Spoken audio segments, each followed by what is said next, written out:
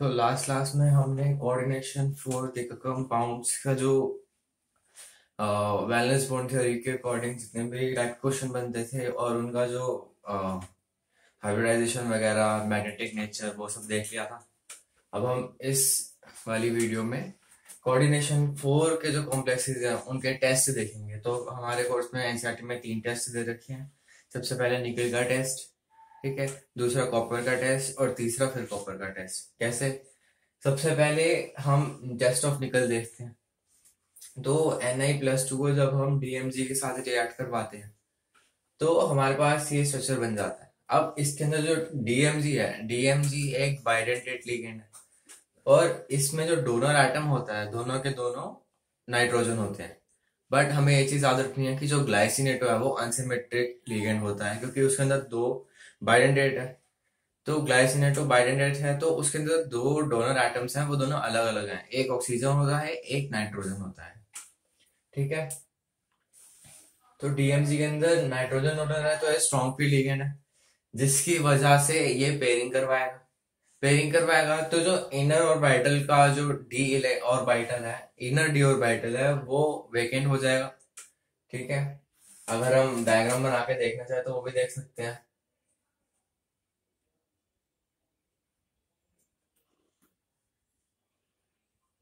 अब इसके अंदर जो निकल होता है इसकी कॉन्फ़िगरेशन होती है 3D8 4s2, 1 2 3 4 5 6 7 8 और 4s2 +2 है तो बाहर वाले उड़ा दिए।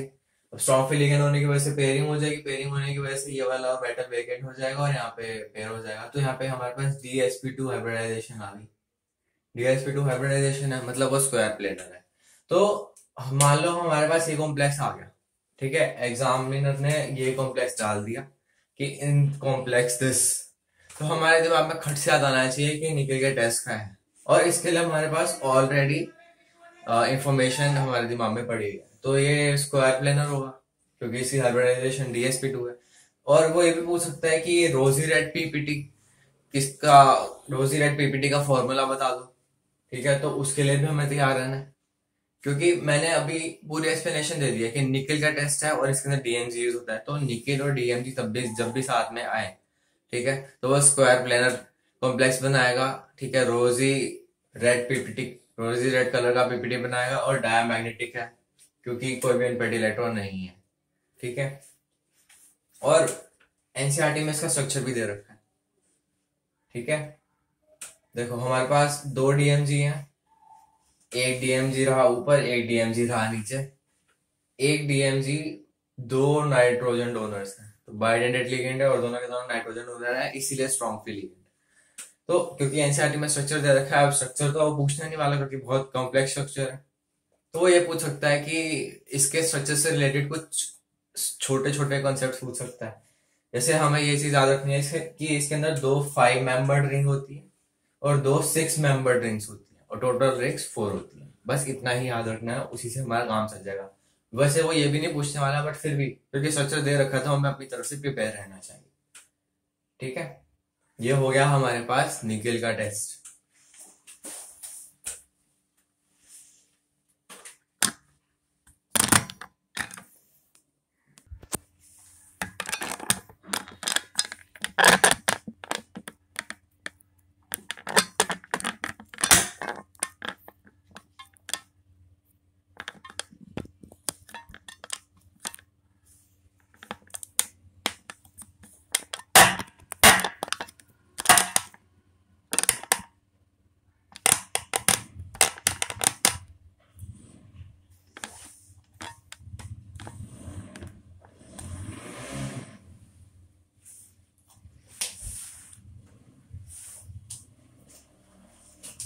हमने टेस्ट ऑफ निकल देख लिया। अब उसके बाद आती है बारी कॉपर के टेस्ट देखने की। तो कॉपर के हमारे सिलेबस में 2 टेस्ट दे रखे हैं, ठीक है।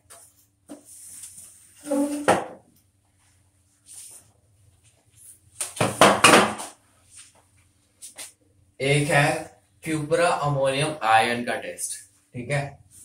तो इसके अंदर ना कॉन्ट्राडिक्टरी, हम इसकी पूरी हिस्ट्री देखनी पड़ेगी। तो नाम से ही पता चल रहा है कॉपर, क्यूपरा अमोनियम आयन, तो कॉम्प्लेक्स के अंदर कॉपर भी होना चाहिए और अमोनिया भी होना चाहिए। तो कॉपर और अमोनिया अगर साथ आ जाए, ठीक है, जैसे कि इस साल आया था, तो उस केस के अंदर वो क्यूपरा अमोनियम आयन ही बनाएगा। अब ये जो था, कॉपर का कॉम्प्लेक्स वाटर के साथ था जब, तो तब उसकी कॉन्फ़िगरेशन D9 थी, लाइट ब्लू कलर का था। बट जब हमने वाटर की जगह अमोनिया उससे रिप्लेस कर दिया, तो change in energy due to change in ligand, ligand change होने की वजह से जो क्रिस्टल फील्ड स्टेबिलाईजिंग एनर्जी थी, या फिर जो क्रिस्टल फील्ड एनर्जी थी, वो चेंज हो गई, क्योंकि लीगेंड चेंज हो गया, जिसकी वजह से इसका कलर डार्क ब्लू हो गया।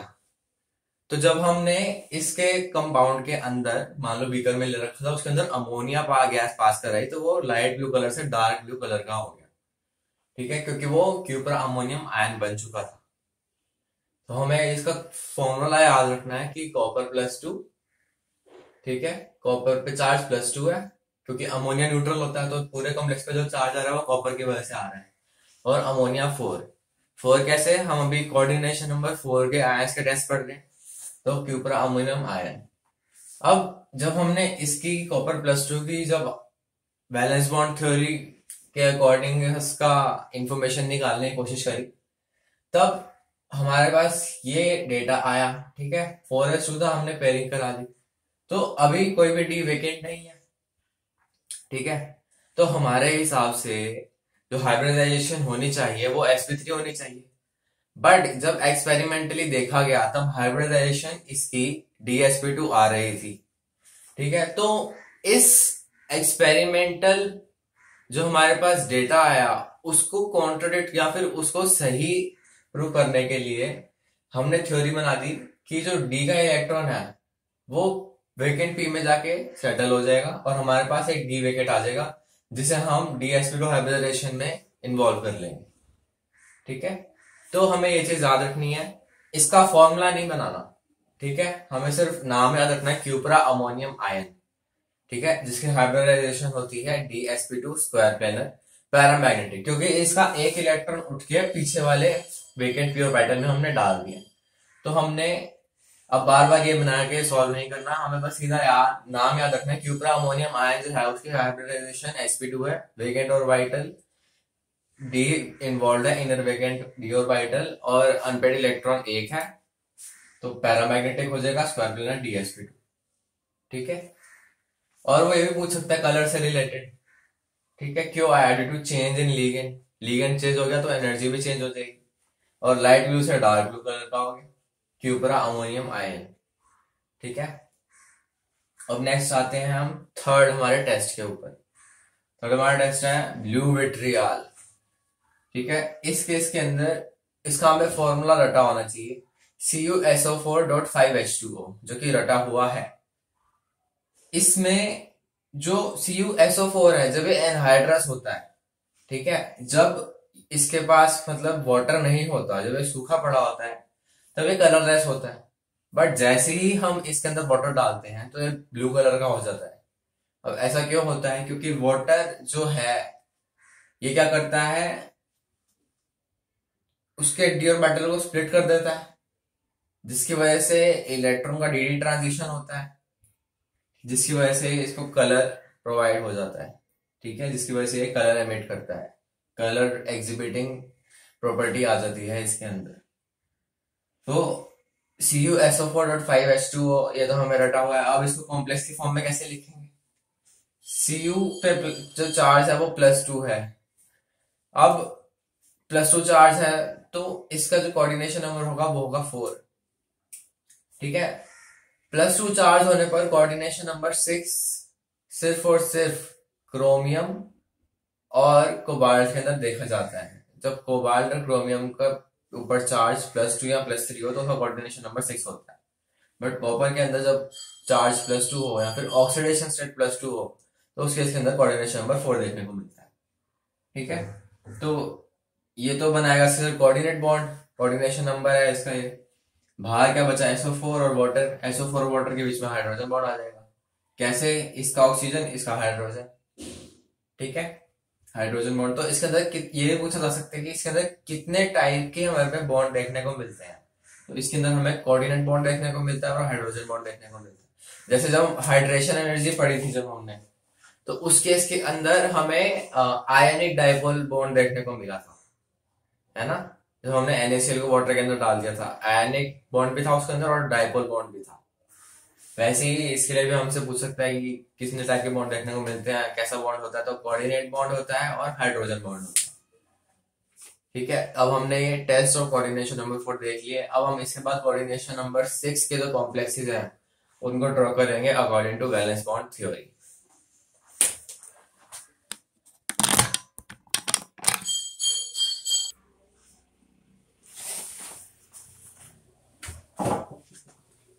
अब हम कॉम्प्लेक्सेस ऑफ कोऑर्डिनेशन नंबर 4 देखते हैं। सबसे पहला कॉम्प्लेक्स हमारे पास है ये वाला Fe(F6-3). तो सेम वैलेंस बॉन्ड थ्योरी के अकॉर्डिंग हम इसके स्ट्रक्चर बनाते हैं। तो जो Fe का जो कॉन्फ़िगरेशन होता है वो आता है 3d6 4s2। तो D में 6 डाल दो, 4s2 कर दो।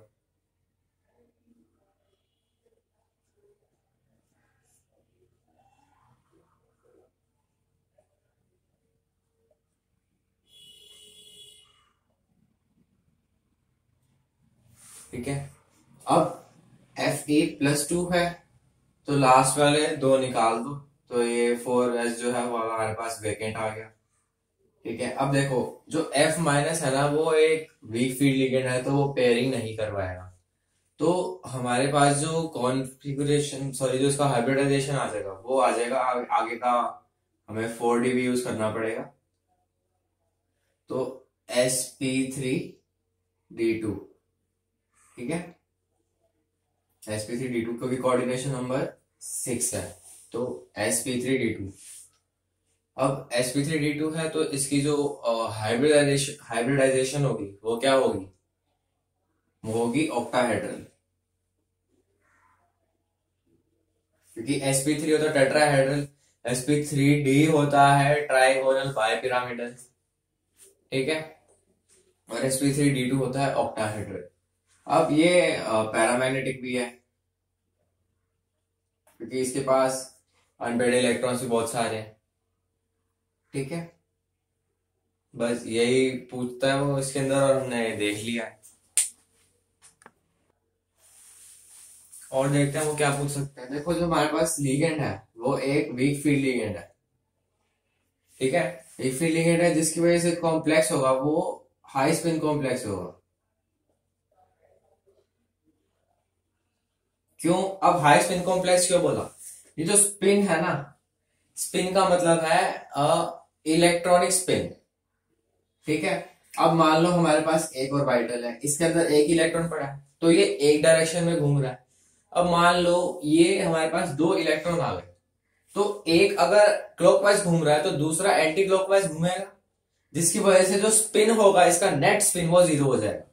तो अगर हमारे पास पेयर्ड इलेक्ट्रॉन्स है तो जो उसका स्पिन होगा नेट वो हो जाएगा कम, और अगर हमारे पास अनपेयर्ड इलेक्ट्रॉन्स है तो उनका स्पिन ऑटोमेटिकली ज्यादा हो जाएगा।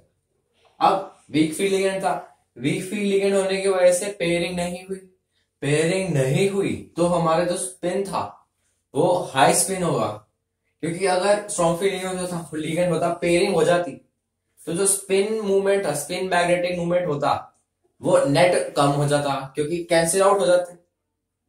तो इसीलिए हम बोलते हैं अगर वीक फील्ड लिगेंड है तो वो हाई स्पिन कॉम्प्लेक्स होगा, और अगर स्ट्रॉन्ग फील्ड लिगेंड है पेयरिंग कराने की वजह से नंबर ऑफ अनपेयर्ड इलेक्ट्रॉन्स कम हो जाएंगे, जिसकी वजह से वो वीक लो स्पिन कॉम्प्लेक्स बना देगा, ठीक है। एक वो स्पिन के बारे में पूछ सकता है, और वो ये पूछ सकता है कि हाइब्रिडाइजेशन से कि वो इनर ऑर्बिटल कॉम्प्लेक्स है आउटर ऑर्बिटल कॉम्प्लेक्स है, तो इसके अंदर वो आउटर ऑर्बिटल कॉम्प्लेक्स है। ये सब डेटा वो हमसे पूछ सकता है, इसके बाहर वो नहीं पूछने वाला। अब अगला हमारे पास ये रखा है K4FeCN6। इसका नाम क्या है, इसका नाम है पोटेशियम फेरोसाइनाइड। अब अगर फेरो क्यों बोला, क्योंकि इसके अंदर जो ऑक्सीडेशन स्टेट है Fe की वो है +2। अब मान लो K3FeN6 आ रहा था, तो उस केस के अंदर जो Fe की ऑक्सीडेशन स्टेट होती है वो होती +3, ठीक है, +3 ऑक्सीडेशन स्टेट होने की वजह से इसका नाम हो जाता है पोटेशियम फेरिसाइनाइड, बट अभी इसका नाम पोटेशियम फेरोसाइनाइड होगा। ठीक है,